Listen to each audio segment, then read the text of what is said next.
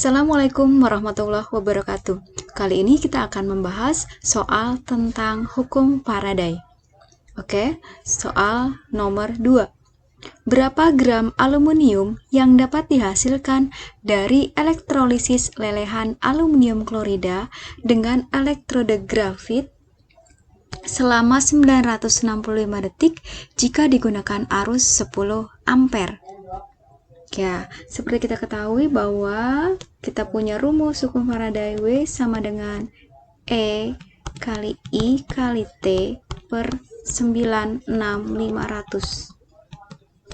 Kita butuh data E, yaitu AR per PBO atau muatan elektron, dikali I, yaitu arus, kemudian T, yaitu waktu.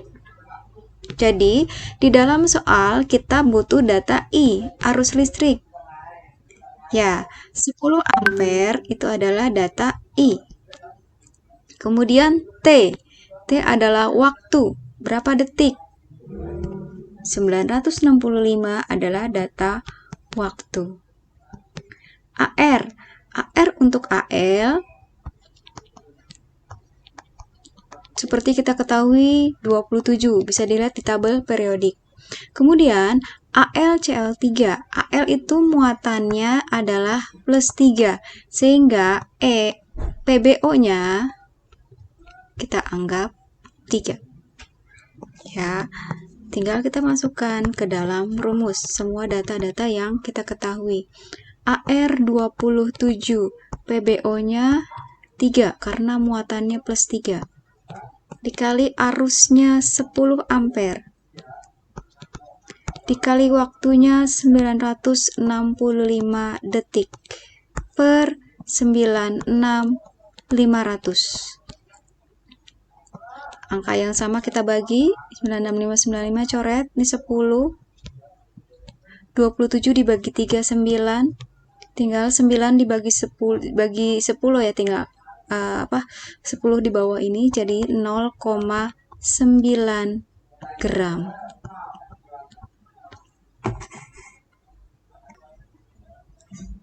Kita lanjutkan soal nomor 3.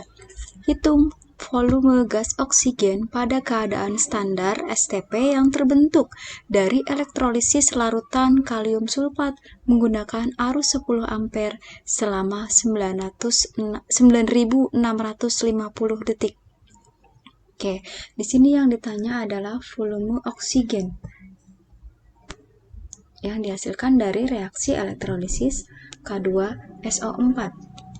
K2SO4 akan terurai menjadi 2K plus ditambah SO4 2-. Nah, pertanyaannya adalah oksigen itu direaksikan di mana? Dari hasil reaksi di katode ataukah di anode? Ya, oksigen sudah bisa dipastikan dari reaksi oksidasi di anode, yaitu oksidasi air. Karena di katode reaksi reduksi air. Nanti dia menghasilkan gas H2 dan OH-. Kemudian kalau di anode reaksi oksidasi air, yang dihasilkan adalah gas O2 dan H+. Oke, jadi kita tuliskan reaksi di anode, oksidasi air. 2H2O teroksidasi menjadi gas oksigen dan 4H+. Plus 4 elektron untuk menyetarakan muatan. Nah, yang kita pengen tahu adalah volume oksigen. Nah, apa yang harus kita lakukan? Ini berhubungan dengan stoikiometri reaksi. Kita harus tahu konsep mol. Jadi di dalam bayangan kita adalah kita mencari mol. Mol apa yang bisa dicari di dalam reaksi ini? Yaitu mol elektron. Dapat mol elektron, maka kita bisa cari mol oksigen. Kalau sudah memperoleh mol oksigen, Maka kita bisa cari volumenya dengan mengalikannya dengan angka 22,4. Jadi intinya kita cari ini, mol oksigen. Oke. Kembali lagi ke elektron. Bagaimana kita memperoleh elektron? Kita punya rumus mol elektron atau Faraday itu sama dengan I kali T per 96.500. Jadi kita butuh data I, yaitu arus listrik,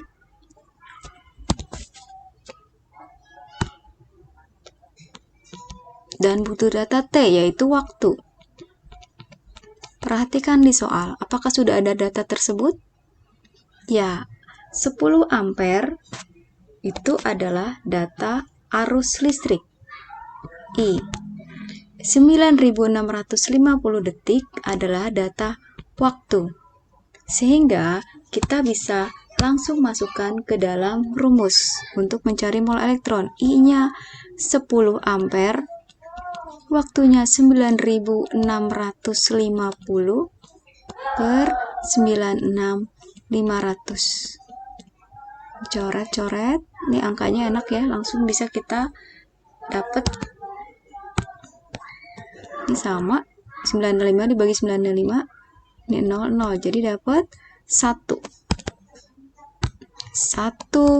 mol. Nah, langsung kita masukkan ke sini, ke persamaan reaksi. Kita sudah peroleh mol elektronnya adalah 1. Sehingga dari data mol elektron kita bisa peroleh mol oksigen. Bagaimana caranya? Lihat perbandingan koefisiennya. Koefisien oksigen adalah 1, koefisien elektron adalah 4, sehingga perbandingan molnya adalah 1:4.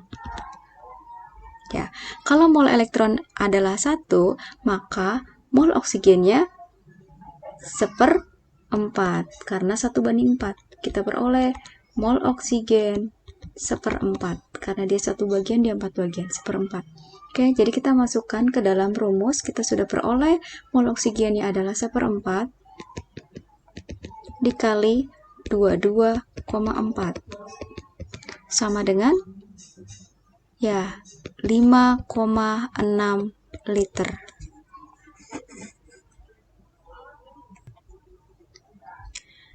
Soal selanjutnya, sebanyak 2 liter larutan AgNO3 dielektrolisis selama 9650 detik dengan arus listrik 2 ampere. Yang A, tentukan logam Ag yang mengendap di katode. B, tentukan volume gas oksigen yang dihasilkan di anode. Dan C, tentukan pH larutan yang terbentuk. Oke, kita selesaikan satu persatu. Di sini, kalau ada soal seperti ini, kita fokus ke 9650 detik ini berarti waktu T. Kemudian arus listrik ini berarti ampere I. Ya, sudah diketahui waktu dan arus. Oke. Jawaban A. Langsung ke rumus. W sama dengan EIT per 96.500. Ya, untuk E itu rumusnya AR per PbO, perubahan bilangan oksidasi. Karena yang diendapkan adalah logam Ag, berarti W-nya AR-nya adalah AR Ag ya, 108. PbO-nya perubahan bilangan oksidasinya atau muatannya. Di sini Ag adalah Ag+. Berarti per 1 plus. I-nya arusnya 2 ampere, waktunya 9650 detik per 96.500. Ya, kita coret. Yang bisa dicoret ini 0, 965, 965. Sudah selesai ya. 108 dikali 2, 216 dibagi 10 berarti 1,6 gram. Ya, kita sudah peroleh jawaban yang A. Sekarang yang B, tentukan volume gas oksigen yang dihasilkan di anode. Kalau yang dihasilkan di anode, kita fokus yang di anode saja. Yang di anode gas oksigen. Nah, ini larutannya adalah AgNO3. Di anode ada NO3-. Seperti ketahui bahwa kalau ada NO3-, maka yang teroksidasi adalah air. Jadi reaksinya adalah 2H2O teroksidasi menjadi O2 plus 4H+. Untuk menyamakan muatan, maka kita tambahkan 4 elektron. Yang ditanyakan volume O2. Ya, seperti soal nomor 3, maka kita harus tahu mol elektronnya berapa. Dapat dari mana? Dari rumus mol elektron sama dengan I kali T per 96500. Arusnya 2 ampere, waktunya 9650 per 96500. Tinggal dicoret. Jadi 2/10 atau 0,2 mol. Jadi kita peroleh mol elektronnya adalah 0,2. Dari sini, lihat koefisien oksigennya 1, elektronnya adalah 4. Maka perbandingan molnya adalah 1:4. Ya, kalau mol elektronnya adalah 0,2, maka mol oksigennya berarti 1/4 dikali 0,2 sama dengan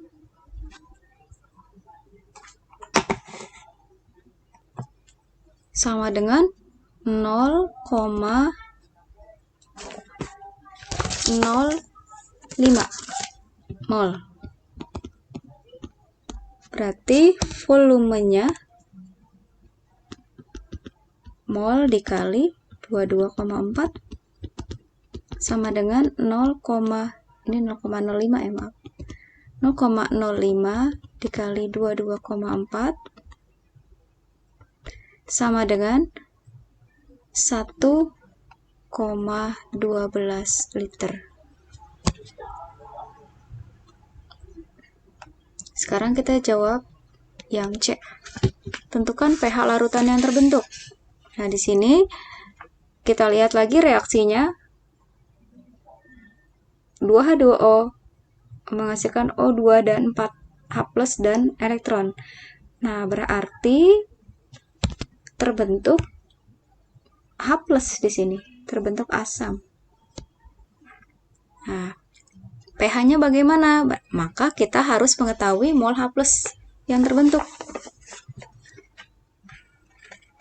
Pakai perbandingan mol juga. Ini koefisiennya 4, ini 4. Berarti 4:4 atau 1:1. Kalau mol elektronnya 0,2, berarti mol H+-nya juga 0,2. Jadi kita sudah peroleh dari reaksi tadi, mol H+ sama dengan 0,2.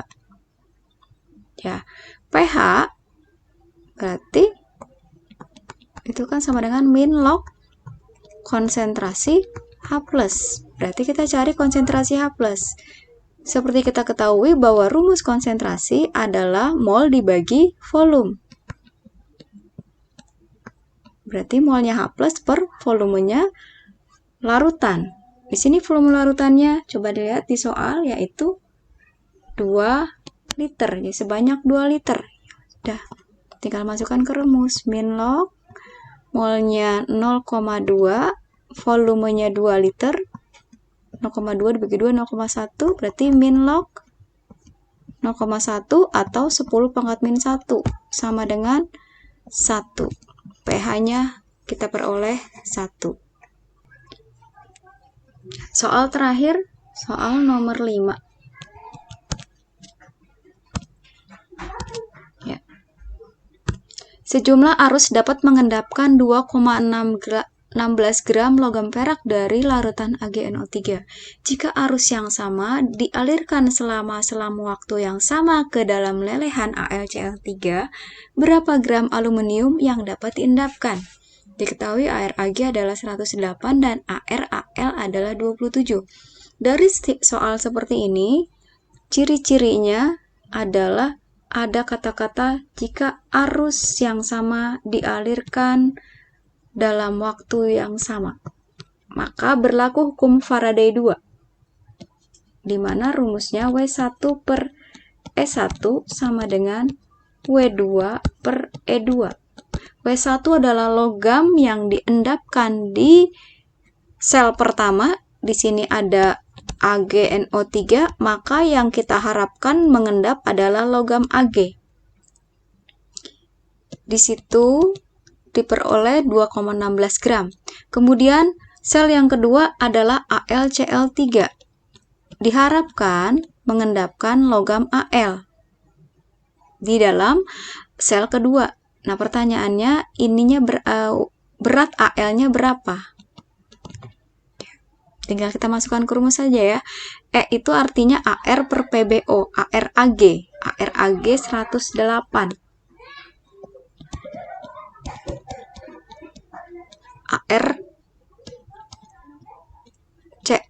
Al adalah 27. Jadi tinggal kita masukkan ke dalam rumus. W1 berarti ini punyanya Ag.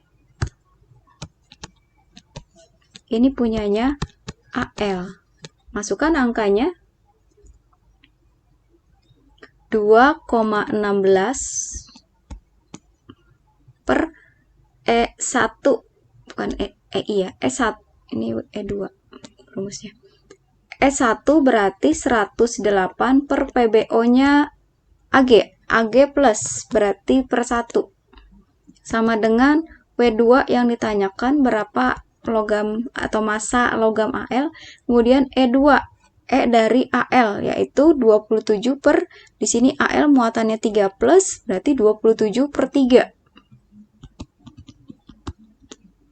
Kita sederhanakan 27 per 3, 9, 2,16 dibagi 108. Ini kita bisa coret. 216 dibagi 108 adalah 0,01. 108 dibagi 181, 27 dibagi 3, 9. Jadi 0,01 kali 9, maka kita peroleh W2-nya 0,09 gram.